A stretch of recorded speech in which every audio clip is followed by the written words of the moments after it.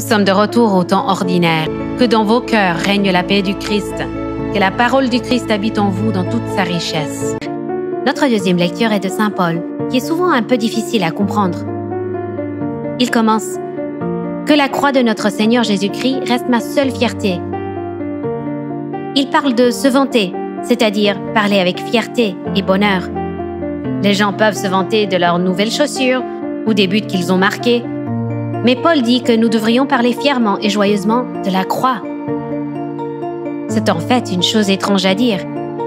Mourir sur une croix est l'une des pires façons de mourir. Pourquoi quelqu'un en parlerait-il fièrement?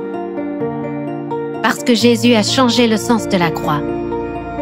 Avant, c'était juste un horrible outil de torture et de mort.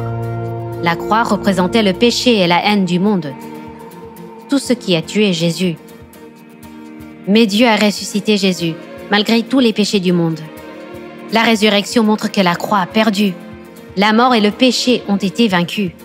La croix de Jésus montre que le mal du monde est maintenant impuissant face à l'amour de Dieu. Paul parle d'une création nouvelle. C'est un nouveau monde en Christ ressuscité. Des traditions telles que la circoncision étaient la marque du judaïsme et de l'alliance du peuple juif avec Dieu. Pourtant, Paul dit que ces choses ne veulent plus rien dire. La division et la séparation entre les gens n'ont pas leur place dans cette nouvelle création. Nous sommes tous appelés à vivre ensemble dans la grâce et l'amour de Dieu. Alors essayons de créer ce nouveau monde en incluant les gens quand nous travaillons et jouons. N'excluons ni ne laissons personne de côté. Parlons gentiment. Pardonnons-nous et trouvons un moyen de rester amis.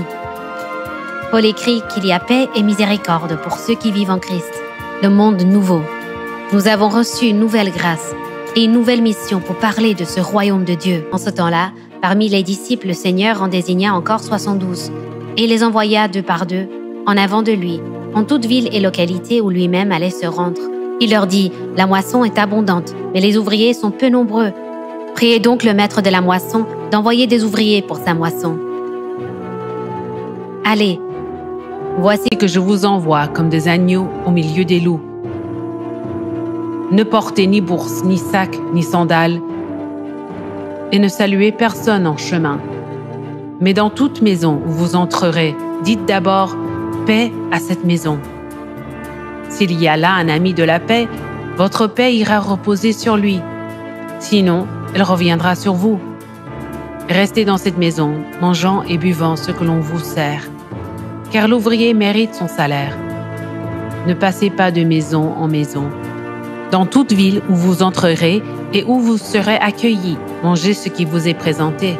Guérissez les malades qui s'y trouvent. Et dites-leur, le règne de Dieu s'est approché de vous.